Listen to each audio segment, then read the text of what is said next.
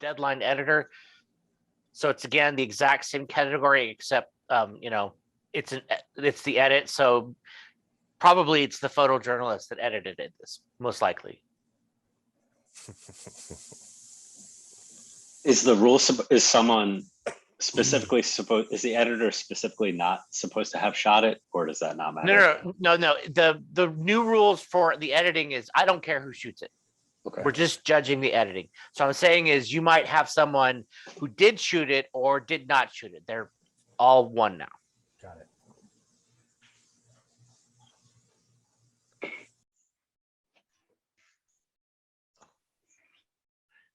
Before you start, I need to make sure the people are the neighborhood.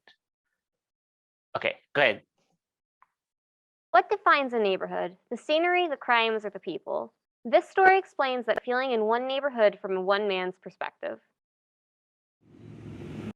A neighborhood is more than its rooftops and sidewalks, but rather the people. The people are paramount. That use them. People that love their neighborhood and respect their neighborhood. And Marlon Brown doesn't just work in Old Brooklyn. Yes, I'm the owner of Lego Heads Barber Salon. He is Old Brooklyn. This is my home. It's not necessarily this lot, but this whole neighborhood is my home. So yeah, it has to be done. If somebody doesn't do it, then it'll just stay like this. Boxes, bags, and bottles. A mini eviction, and somebody tried to burn it up. Tarps and trash. It's like tarps and old clothes. And oodles somebody of noodles. Attempted a spaghetti dinner off here in the corner. Hardly a recipe for a good time. You have this well-maintained Metropolitan Coffee right here on the corner. They stay clean. And then just right next door, it's like you're driving down the street and it's like, oh, that's so nice.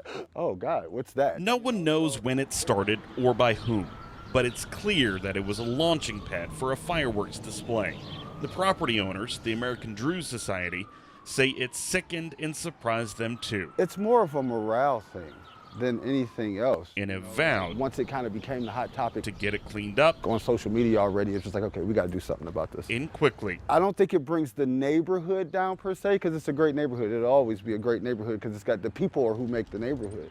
But these are just things that you don't want to see. Buildings don't make neighborhoods. Yeah. People do. Myself and some of the guys down at Marathon gas station decided if it wasn't done by Sunday that we were just going to go ahead and clean it up. And to make them better, it takes people too. Yes. So people. Yeah, the people, exactly. The people in the neighborhood. This is our neighborhood, so we'll get it done. In Cleveland, Jordan Vandenberg, News 5.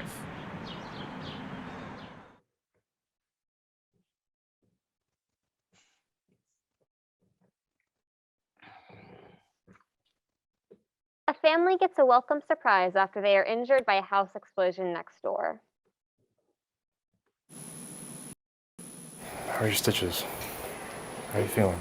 These are labored steps for Jennifer Jagielski. I know I'm gonna cry. I know I'm gonna cry. But one's worth taking, because the front steps of her home across town look like this. 5 days ago, her husband Philip and their 3 children were inside when the home next door exploded.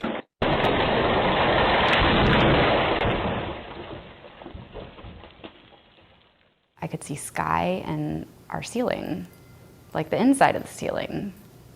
And I was just like, what just happened? The explosion felt even a mile away, and the city says was likely gas-related and likely intentional. Just poof. Our room was destroyed. All 5 were rushed to the hospital. The kids are okay. Jennifer and Philip had cuts from glass and debris. But nothing would cut deeper than losing family or losing what Jennifer and her brother Jeff came to see. It's Grandma's piano. Wow. I need that piano. Reese needs that piano, and I would do anything in the world. And 2 days ago, complete strangers rescued it from what's left of the living room, shrouded in rubble, but perfectly intact.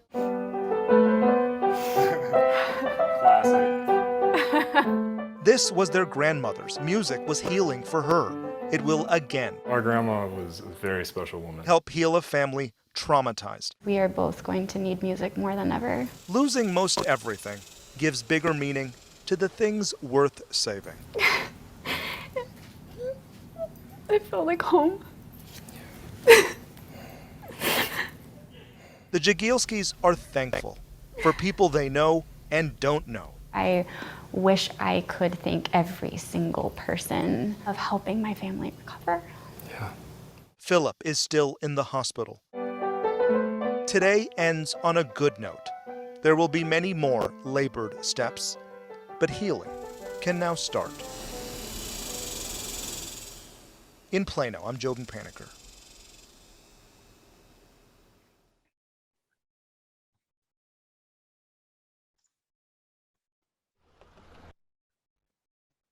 I introduce you to the newest member of the Point Defiant Zoo. Buren the sea lion has a story full of hardships and resilience that is already catching the attention of zoogoers and giving them a sense of inspiration. Bjorn, follow. I have been at the zoo for just about 9 years caring for marine mammals. Fish, it's really hard to not want to come into work when you're working with animals, especially like Bjorn.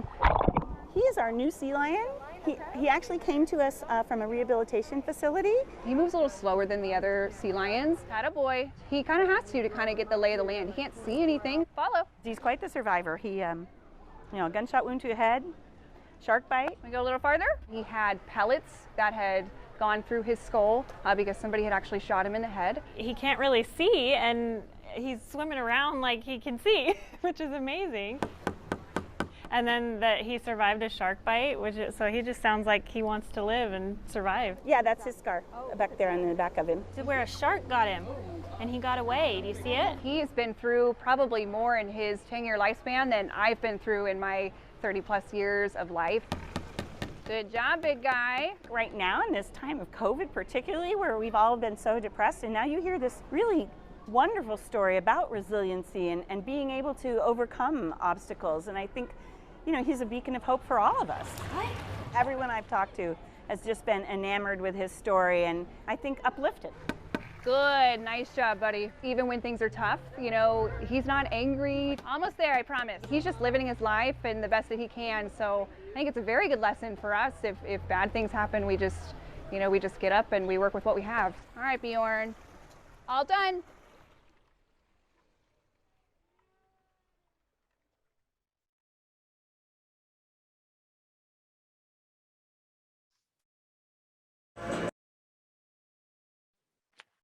The pandemic has forced a Baltimore kitchen to seek help as times are tough, while demand stays high.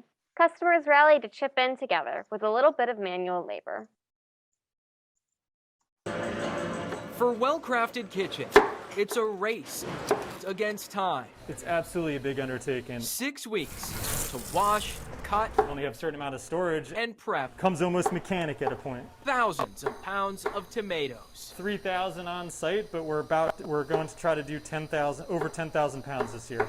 It's a massive undertaking during normal times, let alone when staffing shortages continue to impact restaurants nationwide. We are pivoting at a more frequent pace, for sure. So co-owner Liz Bauer and her team decided to get creative. The only way we were going to truly make it through this time of our lives is really with the help of our community. Calling on their customers for a little help. Where I was like, yeah, that's a lot. We're going to be overwhelmed. Like, anybody out there want to help? And boy, did people want to help.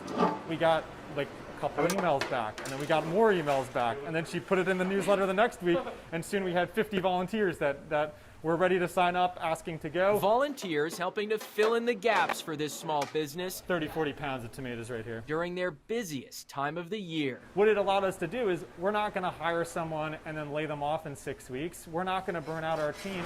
Not only lending a hand in the process of making local pizza, but also getting a chance to connect with their community. What's better than giving the people purchasing your food the ability to come see how we make it? Yet another pivot that's just another piece of the pie. We'll keep having people if they still want to come.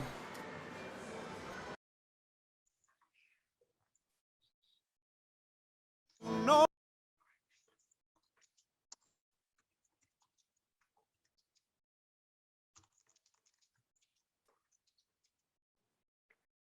Hugo Miranda Jr. is in the fight of his life as he slowly recovers from the effects of COVID-19. The husband, father of two, and well-known restaurant owner was admitted to the hospital nearly a month ago. For 3 weeks, friends and family come to the hospital to pray and let him know that he isn't alone.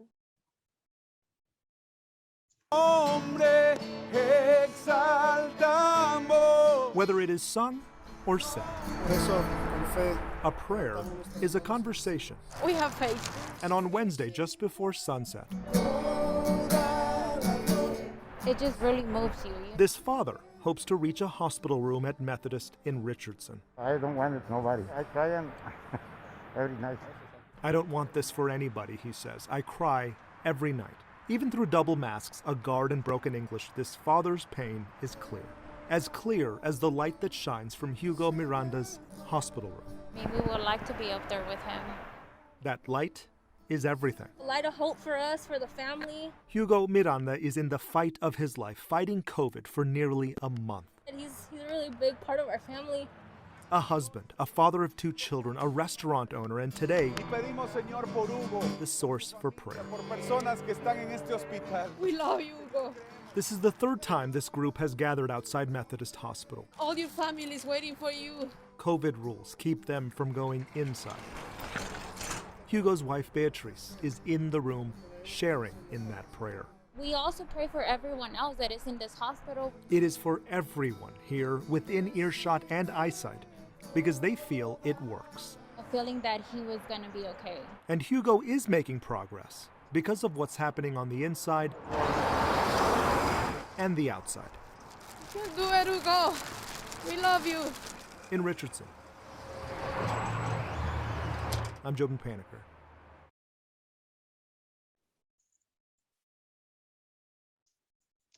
Blizzard in southern Minnesota. This under deadline edit takes place editing in the car after shooting editing an area in under 4 hours. The photographer also had to set their own live shot in 45 miles per hour winds to add to the fun. Is this all you got, Lieutenant Dan?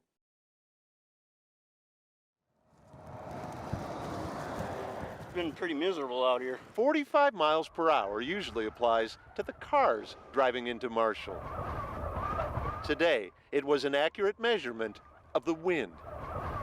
Screaming wind, blizzard wind, no in-person classes are and all activities canceled wind. SMSU is closed. I'd rather be safe than sorry, I guess. Lori Wenzel will spend her second night stranded at a Marshall motel rather than try to drive home on roads like these. No.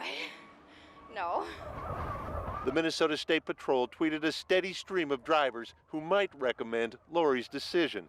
This jackknife semi near I-94 near Moorhead. This rollover near Downer. Conditions so bad overnight, some southwestern Minnesota counties pulled plows off the roads. Just got stuck in the snow. Bob Jaster barely had time for a breath between toes. A lot of snow blew past me, and I couldn't see the drift in front of me, and just got hung up on top of the snow. Marshall's sob story. I've had enough of this. Cars lose, wind wins. It doesn't get any much worse than this in Minnesota.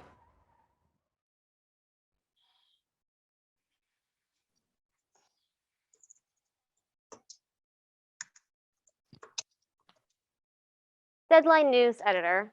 They really deserve this.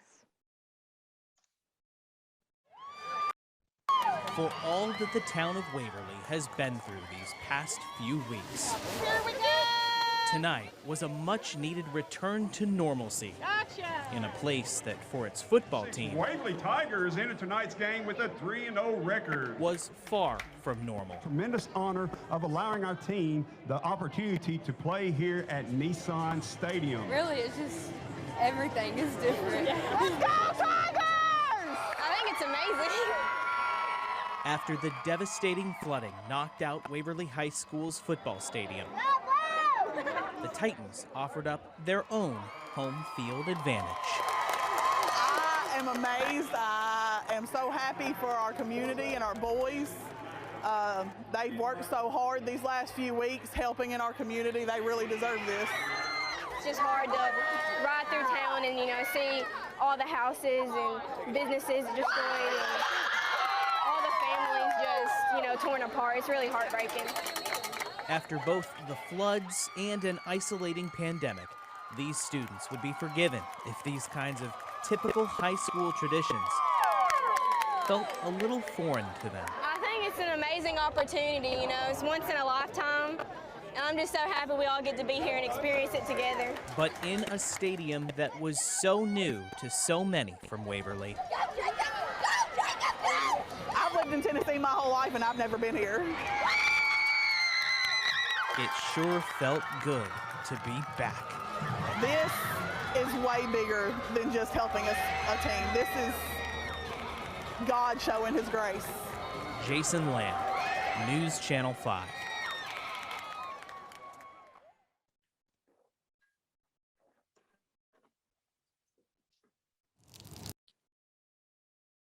Dan Blommel, BOP Editing 2022 Deadline Edit. We all went into survivor mode.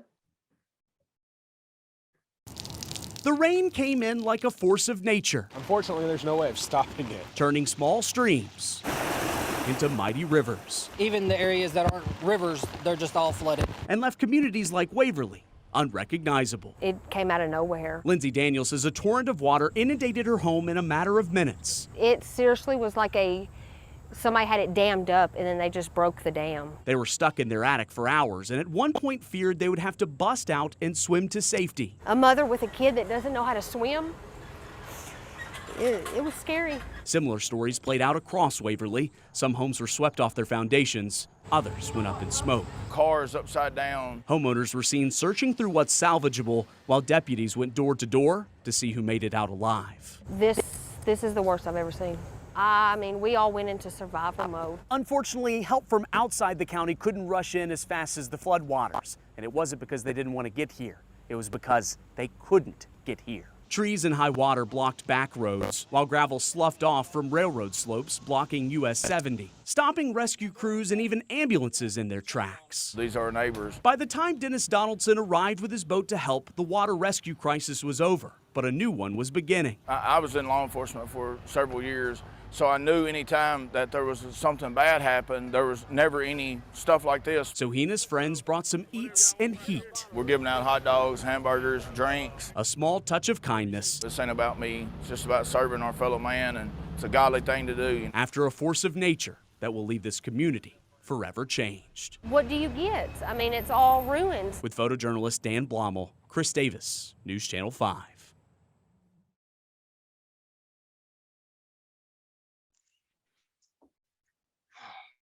New York City crews and businesses failed to remove snow in a timely manner. How many times have you seen sidewalks like this, slick, icy, slushy, or crosswalk entrances like this, filled with a pool of dark, slushy muck?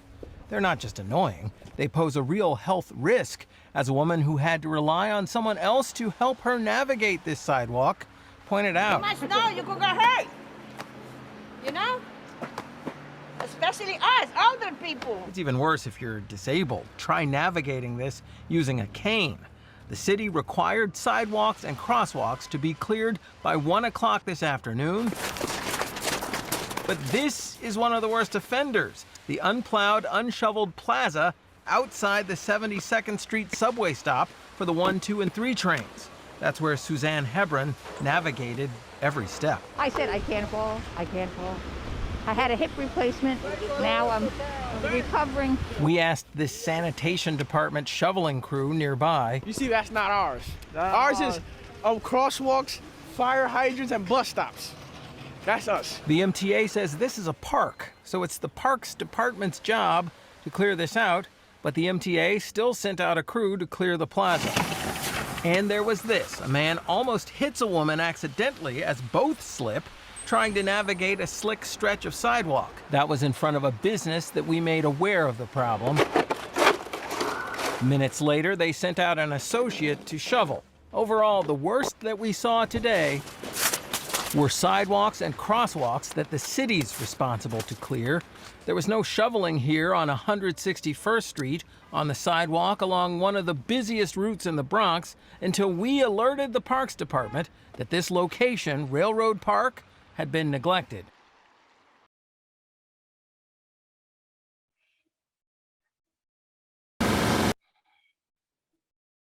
New York City celebrates essential workers with a ticker tape parade. It starts as a rumble, then rises to a roar. Let's go, New York! That's the sound of gratitude. You're here to cheer for First responders! All right, well, and let's hear that cheer.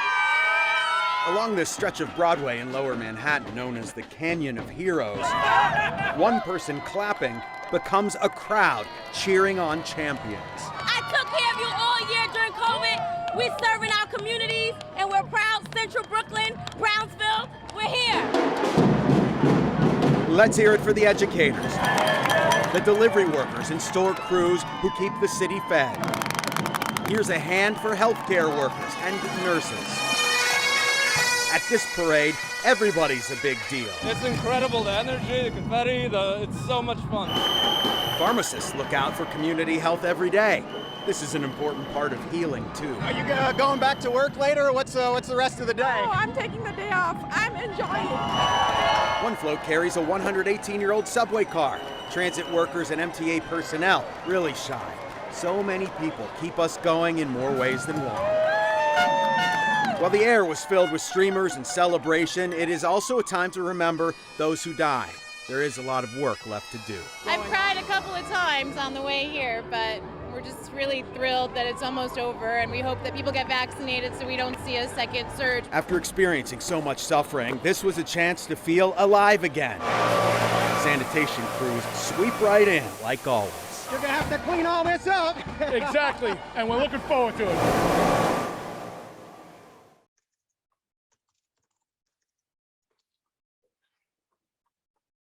Okay, that's the end of the finalists. What say you, judges?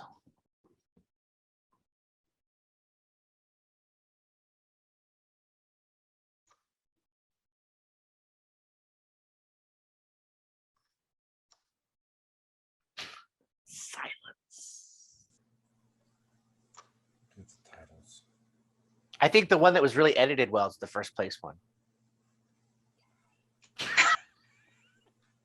Am I the only one listening? Yeah, I agree with Sean. Let's move on to the next category. He's right. That was the first place one. Yeah. Wow. Go through my notes. Nothing stands out to me. A deserve this was. I think that my problem is that a lot of them feel very similar. It's just like nothing sticks out as far as on the editing. I mean, I'm looking at things from like a storytelling standpoint, but as far as editing, it's just, you know, the last one that we watched, to me, the edits flowed. I love that they were editing to the beat of, you know, drums and bells and things like that. I thought that that was interesting as far as what stuck out to me from what I can remember. I'm going back through some of my notes as well. On the deserve this was the high school playing in the Titan Stadium. There was a shot where in the background someone was yelling and cheering, and then it like perfectly cut to just a crowd shot of cheering, and like that blend was really nice. I did like the high school stadium. I actually felt something there. And Yeah. my note was, I have high school kids, so hearing from the high school kids kind of made me want to well up. I've got nieces that age, so I get all emotional, you know, those sweet baby girls. So, but I don't know. I think I got caught up in the emotion of what was being done for the kids as opposed to the edit, which maybe that is it, right? So I don't. Yeah, I mean, if you're not noticing it, then that says something in a good way. If you're not up in arms, like the first one that we looked at. Right. I wasn't insulted by any of them, so I've got that. Yeah, I didn't get all riled up. We voted. Everyone wins. No. It felt like Home Story with the, I believe that was the piano one. I really liked the cut from the Ring camera to the drone. Some of the inside outside transitions were fairly smooth. The story overall was like a little hard to follow, maybe, or not in order. but You mean it was a mess? being Kinda. polite, yeah. Yeah, that's the one with the I was like, piano, so- right? Yeah. It was so many opportunities, almost so many emotion, great, some great shots. I'm like, I'm sorry, what? Where's this going? Yeah. I got distracted by that. Yeah, I noted that, they have this piano, which comes from nowhere. That would have been a great way to foreshadow with the music. Yeah. Talking about, getting life back in tune or those kinds of things. So I just felt like they dropped it. They missed lots of missed opportunities. But of course, we're looking at it. Do you want to rewatch the football? Do you want to rewatch football if you were moved by it? Yeah, let me look at it with a critical eye as opposed to an emotional one, and I'll probably, I don't know, it's still emotional. Because that's the only one that you brought up, right? Like, does anybody else want to see anything else? No, I mean, the snow story was written well. Was that what you meant by Boyd? Was that Boyd Hooper? Yeah, it was. Yeah, so I'm guessing that's Chad. I'm guessing it's Chad, their chief. I don't know. think the first radio pop, that edit wasn't very good, and then I think they were trying a natural white with the tractor, but it didn't really work, and then it was sort of a jump cut. Yeah, it was written really well. You know what I did like? Another one that I want to mention, and now that we said written well, and that was the cleanup where the guy didn't clean anything up. I guess it was, we're going to clean it up. the dumpster fire or dumpster. I don't know. It was shot well, edited well. The cuts were, to me, super quick, kind of for no reason. Right. It's like when he said, okay, so you talked me out of that already. Because I look at my notes and he says, I have great line about the launching pad. Didn't care about the parallel park. The report, is that the same one? Yeah. Yeah. The noodle boxes, trash, and tarps is good. 20 seconds in, and it should have been the top. Yeah. Okay, you talked me out of that. So do you guys What want to about the watch? storm? I do. I want to watch football again. Okay, cue up. They really deserve this again.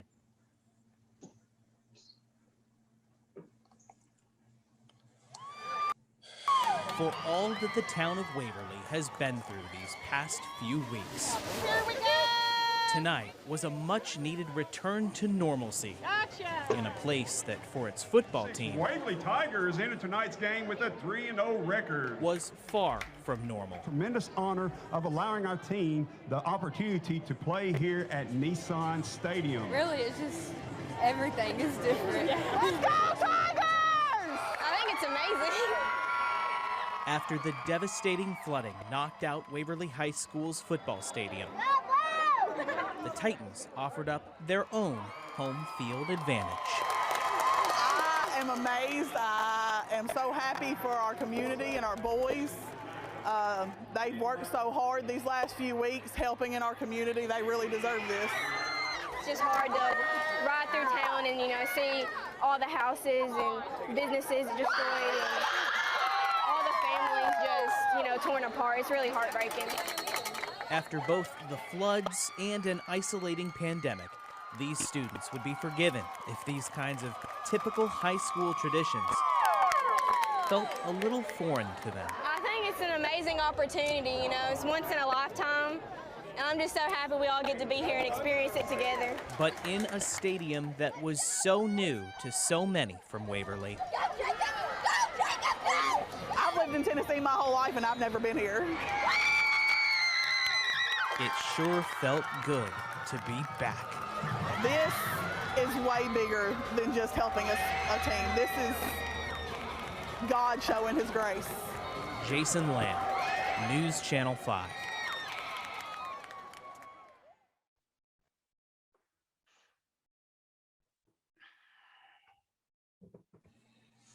I feel less passionate about it now. Oh man, I think that's strong. I like the place in the video. Well, it's like we saw the guy with the trumpet, no noise. There was a couple edits that were, I won't get into the negative too much, but it was emotional. But there was 1 second he's showing the scoreboard for 2 seconds, and it's just get away from that. Just something to remember. This is an hour edit. Yeah. Oh, this is still. I thought. Oh, this is an hour still. Okay. Yeah. Thank you. Okay. Thank you. Oh, Thank man. you. Thank you. For an hour, it's really, really good. No, now it's solid. I mean. Yeah. I mean, that's for an pretty hour. smooth. No, because that was what, a minute 30 or more. I mean, yeah, that's a lot. Yeah. They crammed a lot, and it all. I think for the most part, it flowed. Now that I know it's an hour edit, it flowed together well. It changes my mind eventually. I wish there was an exterior shot, just kind of, especially like low angle, just take making you the in stadium there. look huge. Yeah. But or to it leave is. it. Yeah, but yeah, I feel pretty strongly about that being a standout piece. Yeah, I don't know what I like as a number two. If we wanted a number two, I like we all went into survivor mode. The flooding, where with the woman crying. You know, how do you get the kid out? You know, the kid can't swim. I wish that he I sat almost cried with there. it for a little bit long. I almost Yeah, cried I with mean, it right it's just- there. Yeah. Yeah, it was There was good. a I wish shot that of they. an ambulance, and that was like the image to me, and it was like, I feel like less than 2 seconds. Dang. But that Yeah. I think that was one of the better ones as well. Yeah, I liked how they went. Like he showed. Oh, go ahead. We both mentioned it earlier. When I say both, me and one other person, I don't remember who did it. The Sound of Gratitude, the last one, while the subject didn't fit with me, the edits were solid throughout that piece. It was the parade. I mean, there really wasn't a focus other than it was a parade. It was solid. I don't know if it's a winner, but it might want to be discussed as a third or an honorable mention. It was probably the most solid piece I had seen. Yeah, that was edited cleanly. It's hard to evaluate just because the story was so boring. Bizarre, yeah. And that reporter like egging And on the we've- crowd was rough. And we've all done them. You mean That's that the there tough was part. no story? Right, but we've all done those stories, and a lot of times I know what I've done is I'm like, you know what, I'm just going to pace it out and edit. But I think that whoever edited that did a little more. They took time to like, this is the end of this edit, this is the beginning of the next shot, you know, by the frame, and they took a little. They cared. Maybe they shouldn't have. Maybe their mom was involved in that day. I don't know, but it just seemed No, that like was someone. clean. It was with clean. A lot going on. There was a lot going on. I mean, a lot of pictures of nothing. So I just wanted to throw it out there as a technical aspect. It was a clean edit as a technical aspect to it. Cody, what's your Yeah, I think as far as the best edit that I like is that the last one. As far as the editing, a story, you know, it's different, but as far as the editing and how long was that? I don't remember the overall edit. The Sound of Gratitude? Yeah, is 149. Okay, so yeah, I mean, so 149, and then you know, cut it up within a minute. You know, I think it was pretty good.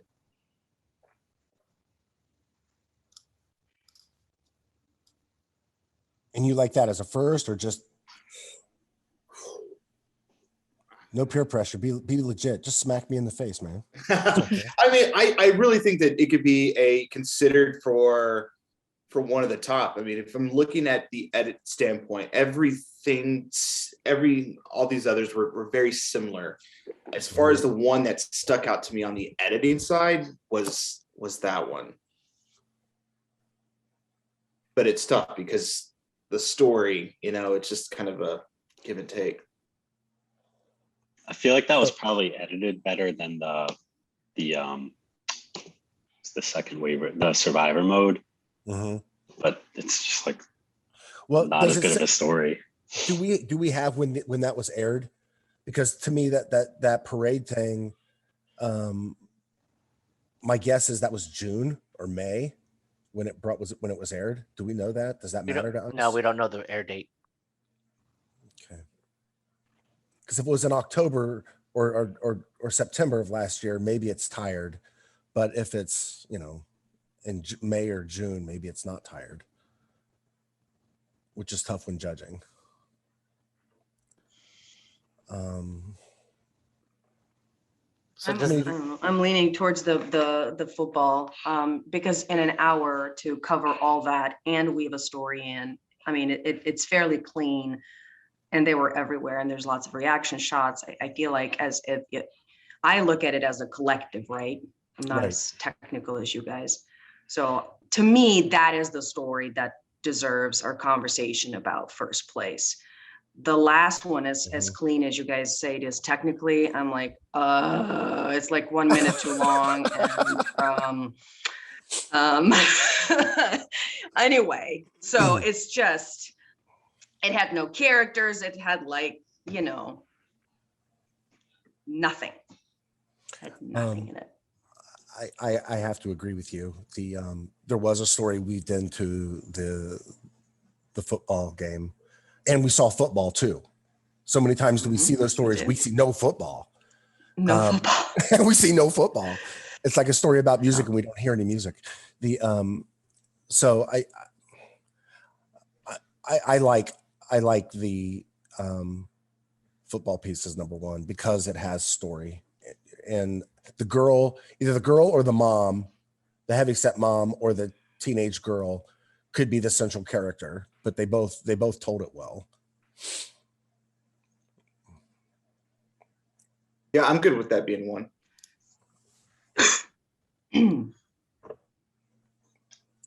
So if we're down to the next two, we all went into survivor mode. Someone made note about audio pops. I didn't notice them when normally I would. Yeah, I'm not sure if that was my computer. That's the reason I kind of put that question in there to see if anyone else heard it. So I feel conflicted judging it in this way, but I feel like the track was pretty quick. First, it's like the remnants of flooding, which just to me feels like a slow, like prolonged event. So it just felt off with the images, but that's not necessarily the editor's fault. There's a weird, like, especially if you're on a tight. As somebody who has been told not to retract 5 million times, it 100%. It sits right here with the reporter. Yeah. Totally. For me, that story, it was the look on the mom's face. I'm trapped in the attic and my kid can't swim. That helpless, raw, she still couldn't believe what she was remembering. And I couldn't believe what she was saying, as a dad. So, and I say as a dad, because when I wasn't a dad, I wouldn't have had 2 licks about what she was saying, because I was a heartless jerk. So now I'm just a jerk. So me too. 100%. Yeah. So no, totally. That's what I tell people. Yeah. So to me, that really resonated with me, and that stood out, where there wasn't one moment in the, as technically clean as it was with the parade, there wasn't a moment other than the buffoon reporter leaning into the crowd, which I couldn't stand. But I'm not going to take away from that, because they were probably forced to put that in there by a manager somewhere. So I hope they were forced to put that in there. Gotta have a reporter moment. Oh my gosh. And so it felt that felt forced, but so for that, I'm up either way for a number 2 or number 3 on those two. I'm really equally either way, because you can argue 2 or 3 on both directions. So someone help me. I'd personally go for the survivor mode. At least I felt something. Yeah, I would go to the survivor mode as well.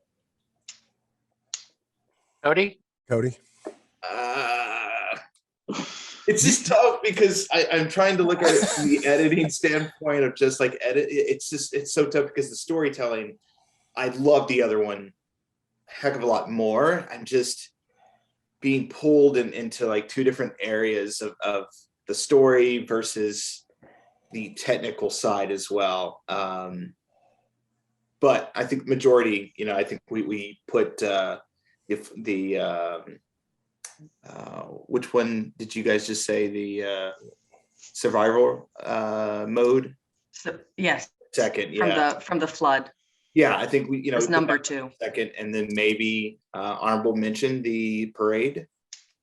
Mm-hmm. Sure. So 1, 2, and honorable. You're not giving a third? Oh, we can give a third. Yeah, we've 1, 1, 2, and 3. We talked about it felt like home, but I don't remember what that was now. This is the piano. Yeah, it's such a mess. I cannot do it.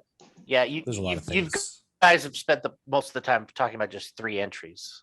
Yeah. I'm good with no third, since I don't really have a lot of good things to say about the piano thing. Are you talking about Wait. third or HM? Wait. Your first is they really deserve this. Yes. Second, we went Yes, all into Obama. survivor mode.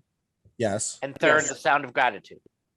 I'm okay with a third or not. I think a third because it was better than an honorable mention. Okay.